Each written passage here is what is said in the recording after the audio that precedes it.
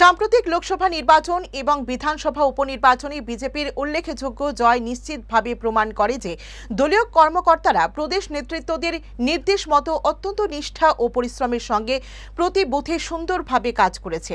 মঙ্গলবার প্রদেশ বিজেপি কার্যালয়ে আয়োজিত সাংবাদিক সম্মেলনে একথা বলেন বিজেপির মুখ্য মুখপাত্র সুব্রত চক্রবর্তী।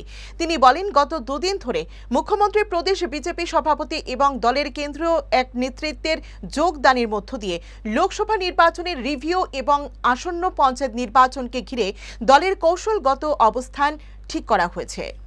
প্রথমত, ত্রিপুরা প্রদেশ বিজেপি গোটা রাজ্যের ভারতীয় জনতা পার্টির কার্যকর্তা যারা বিভিন্ন স্তরে রয়েছেন সকলকে অভিনন্দন জ্ঞাপন করেছেন, ভূয়সী প্রশংসা করেছেন এবং তাদের নিষ্ঠা, তাদের কর্মতৎপরতাকে আগামী দিনের পথ চলার ক্ষেত্রে একটা অন্যতম শক্তি হিসেবে তাদের প্রশংসা করেছেন, তার আলোচনা করেছেন।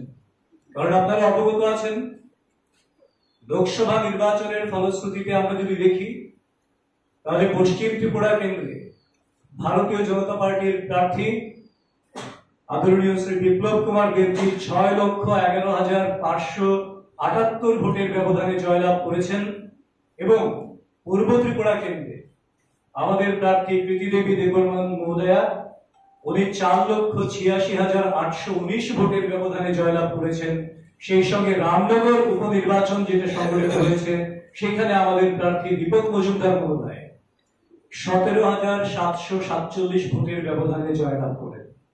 কাজে এই জয় নিশ্চিতভাবে প্রমাণ করে যে ভারতীয় জনতা পার্টির কার্যকর্তা যারা রয়েছেন তারা অত্যন্ত নিষ্ঠার সঙ্গে, পরিশ্রমের সঙ্গে প্রতিটা বুথে, প্রতিটা পৃষ্ঠাকে ধরে নিয়ে পৃষ্ঠা প্রমুখ থেকে শুরু করে, বুথ থেকে শুরু করে মন্ডল, জেলা সকলের সম্মিলিত টিম হিসেবে রাজ্য কমিটির সঙ্গে সংযোগ রেখে তার সম্পর্কে থেকে তারা কাজ সুসম্পন্ন করেছেন।